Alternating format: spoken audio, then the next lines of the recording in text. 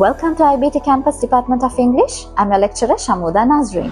So today in this video I'll be sharing with y'all 5 emotional words that y'all can use in your day-to-day life. ඉතින් අද මම මේ video එකෙන් ඔයාලත් එක්ක share කරගන්නේ ඔයාලගේ එදිනෙදා ජීවිතයේදී emotional words ඔයාලට use කරන්න පුළුවන් emotional words 5. ඉතින් අපි බලමු මේ words 5 මොනවාද කියන එක.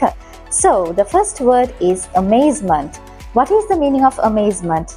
කවුරු හරි කෙනෙක් වට සර්ප්‍රයිස් එකක් දුන්නාම එහෙමත් නැත්නම් ඔයාව පුදුමයට පත් වෙන විදිය දෙයක් කරාම ඔයාට amazement කියන වචනේ භාවිතා කරන්න පුළුවන්. So then the second word is disgust.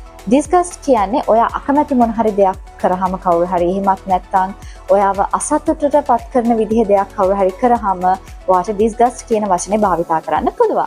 Then the third word is outrage. outrage කියන එක අපි භාවිතා කරන්නේ අපි ගොඩාක් තරහ ගිය වෙලාවට එහෙමත් නැත්නම් කවුරු හරි වාව annoy වෙන විදිහේ මොන හරි දෙයක් කරාම ඔයාට outrage කියන වචනේ භාවිතා කරන්න පුළුවන්.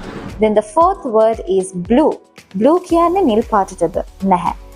emotionally අපි මේ වචනේ භාවිතා කරන්නේ අපි දුකේදී අපි දුකින් ඉන්න වෙලාවට අපිට blue කියන වචනේ භාවිතා කරන්න පුළුවන්. And the last word is grateful. grateful කියන්නේ ඔයා වෙනුවෙන් කවුරු හරි appreciation එකක් කරාම එතකොට ඒ වගේ අවස්ථාවකදී අපිට මේ grateful කියන emotional word එක use කරන්න පුළුවන්.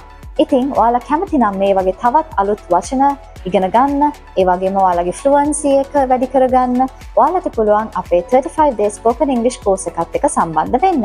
ඉතින් මේ දවස්වල අපේ registrations කරනවා. ඔයාලට මේ 7 දිස් වෙන අංකය ඔස්සේ අපි වමතලා ඔයාලට register වෙන්න පුළුවන්. Thank you and have a nice day.